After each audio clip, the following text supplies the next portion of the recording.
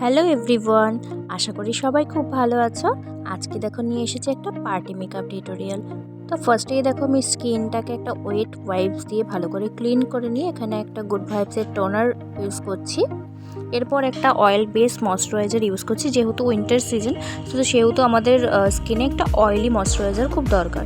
এরপর লিপে হাইড্রেশনের জন্য আমি একটা লিপ গ্লাম ইউজ করছি, এটা ডট অ্যান্ড কিট ছিল। এরপর দেখো এখানে আমি একটা ইলুমিনেটিং প্রাইমার ইউজ করেছি, যেটা তোমরা উইন্টার সিজনে অবশ্যই ইউজ করতে পারো। এটা সুইজ বিউটির ছিল। এরপর এখানে একটা ইনসাইটেড কালার কারেকশন নিয়ে আমি দেখো আমার স্কিনের যে সমস্ত ডার্ক সার্কেলগুলো আছে সেগুলোকে হাইড করছি। আমার স্কিনের থেকে এক শেড ডার্ক যে কালার আছে সেটা দিয়ে আমি স্কিনটাকে ভালোভাবে কালার কারেকশন করে নিচ্ছি।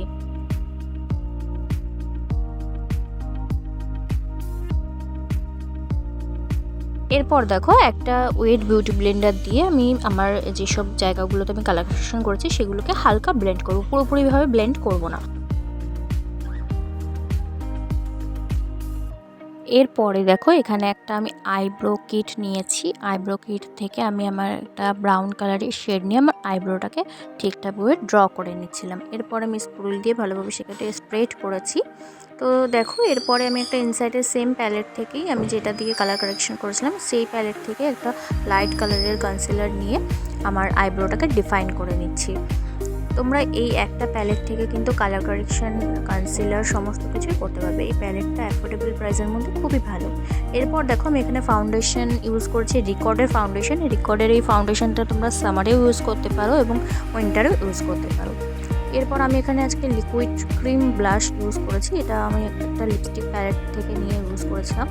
তো তোমরা দেখে জানিও কেমন লাগছে লুকটা, আর অবশ্যই আমার চ্যানেলটাকে একটু সাবস্ক্রাইব করে দিও। ভিডিওটা ভালো লাগলে লাইক, কমেন্ট এবং শেয়ার করো।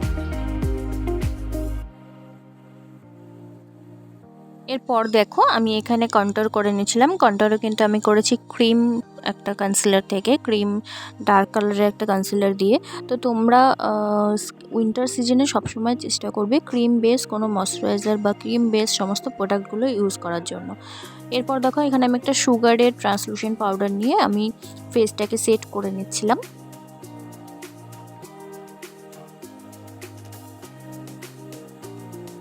এরপর আমি এখানে আই মেকআপ করছিলাম। আই মেকআপ দেখো আমার শাড়ির অ্যাকর্ডিংয়ে একটা ডার্ক কালার নিয়েছিলাম। আমি এখানে ডার্ক কালারটাকে ভালোভাবে স্প্রেড করে দেওয়ার পর আমার সম্পূর্ণ আইলিডে, তারপর আমি এখানে একটা লাইট কালারের পিঙ্ক শেড নিয়েছিলাম।